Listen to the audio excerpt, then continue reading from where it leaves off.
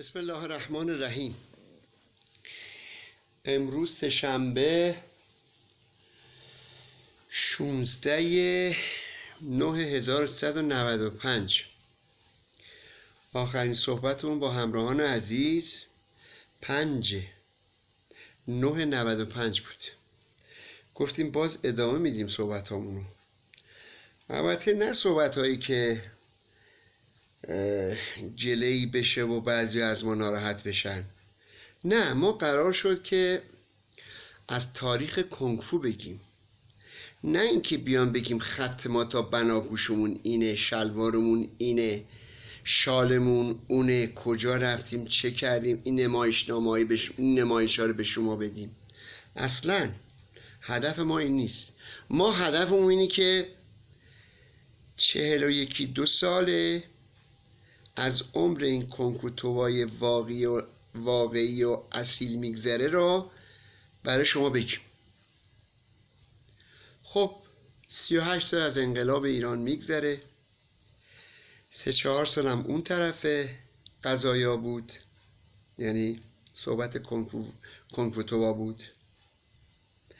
و بعد از انقلاب خب ما اومدیم و کارهای خوبی کردیم، خیلی با برای بچه‌های ورزشکار حرکت کردیم و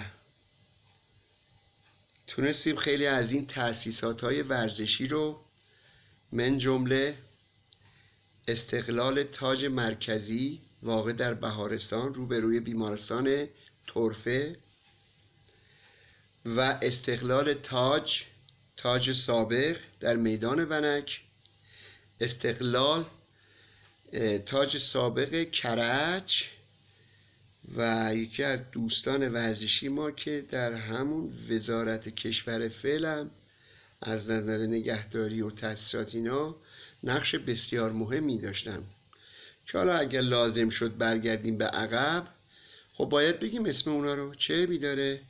آقا بعضی از من گله کردن، گفتن که زنگ زدن و گفتن آقای قربانی نام برد. گفتم چرا؟ من ببخشید من نام میبرم، از این بعد همه رم میگم. ببخشید من اهل پسین چیمته نیستم، اهل حقیقتم. من باید حقیقت رو بگم.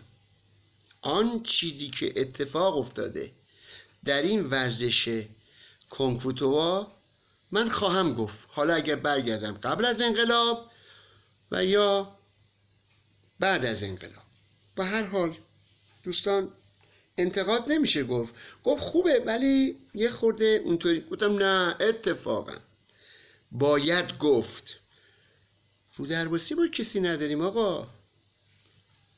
در هر صورت بعد از اینکه انقلاب به مرحله واقعی خودش رسید، ما تمام اون تأسیسات رو تحویل دادیم، رسید گرفتیم، یه جایی رو نگه داشتیم، کلوپ بانوان سابق واقع در خیابان حجاب، که ما اومدیم اونجا رو به هر صورت بنیانگذار این ورزش گفتن خب اینجا رو دانشکده انشای تنوربان با مسئولین صحبت میکنیم که انشالله مجوزشو به ما بدن و شروع کنیم با بچه ها همراهان کنگفو کار کنیم.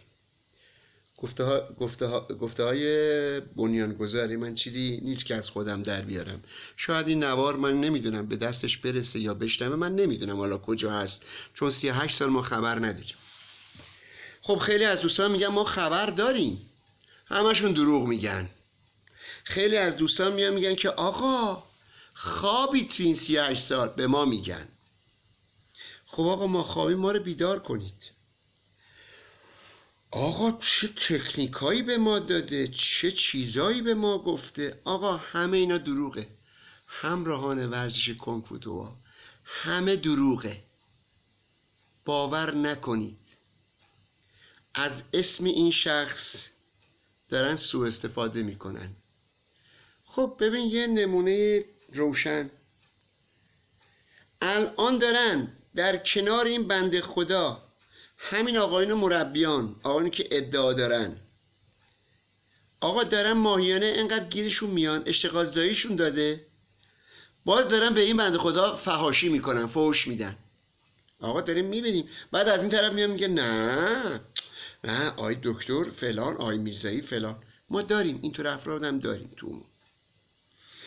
در هر صورت بازم یه نمونه، فدراسیون فلما وقتی که یه فراخون میزنه برای مربیان و داوران، آمار کنگفوها بیشتر از اون سبکای دیگه است.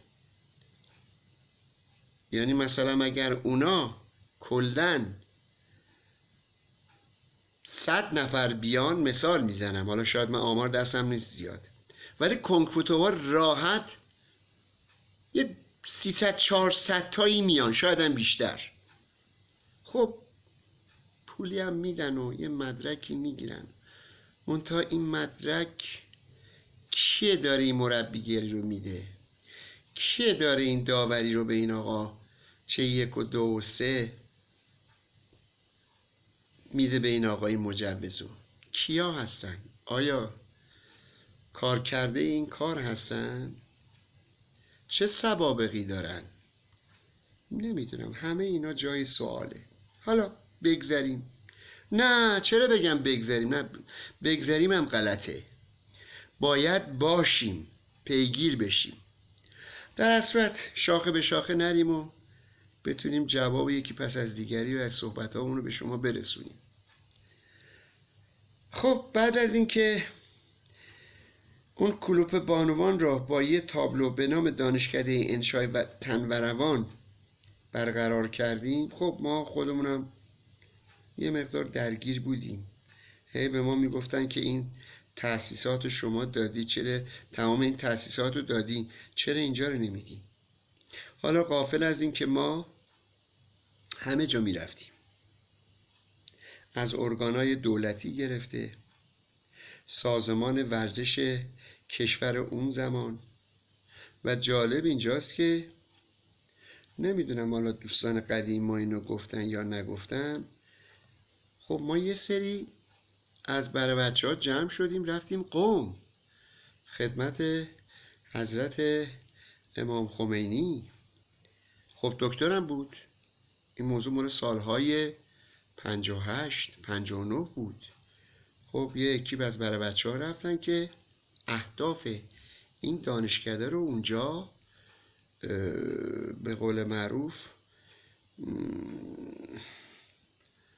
مشورتی اونجا صحبت کنن، بگن یه اینطور طرحی داریم و اینطوری. خب الحمدلله رفتم، بچه ها دیدن با دست پر اومدن از پیش امام خمینی و ما رو پاس دادن به وزارت علوم و آموزش و سنجش. بله اشتباه نکنم. خب خیلی ساله. اون موقع هم رئیسش آقای دکتر شریعت مداری بود. بله بچه ها بازم یه چند نفری رفتن، یه هیئتی رفتن، خب جوابی گرفتن. منتها خب تمام گیرشون این بود که شما اینجا رو تحویل بدین. چشم. در هر صورت صحبت تو این مسیرها بود. خدمت شما عرض کنم که صحبت از دانشکده شد. من یادم رفت ابتدای صحبتمون روز دانشجو رو تبریک بگم، اونم سه‌شنبه. چه روز خوب، چه خاطراتی داریم. بگم داشتیم، نمیدونم، داریم. در هر صورت داریم میگیم دانشجو. یادمه که قبل از انقلاب آقای میرزایی میگفت شما دانشجوهای این دانشکده هستید و دانشجوهای ما خیلی کارا در مورد این ورزش باید کار انجام بدن و حتی طوری برنامه ریزی کرده بود که میگفت خب برای بچه‌هایی که تحصیلاتشون 6 سیکل دیپلمه، ما برنامه داریم براشون ادامه تحصیل بدن. خب اون زمان موضوع 40 سال پیشه، خب داشتیم برای بچه‌هایی که تو اون بودن، خب جوان بودن، وضعیت طوری بود که تحصیلات داشتن. چرا برای بچه‌های تحصیل کرده اون زمان هم داشتیم تو همین گروه خودمون. منتها خب یه سری به صورت به علتهای مختلف ادامه تحصیل نداده بودن. ولی خب خود آقای دکتر همیشه گفت نه، باید ادامه بدید. در صورت این کار نیمه کاره شد و تا اینکه اون اتفاقی که تو اون کلوپ بانوان، حالا دانشکده انشاء تن و روان اون زمان، به توسط مجید رجایی و آقای نمیدونم اسمشو یادم، امیدوارم که میون صحبتان یادم بیاد. چی بود؟ عجیبه. در هر صورت آقای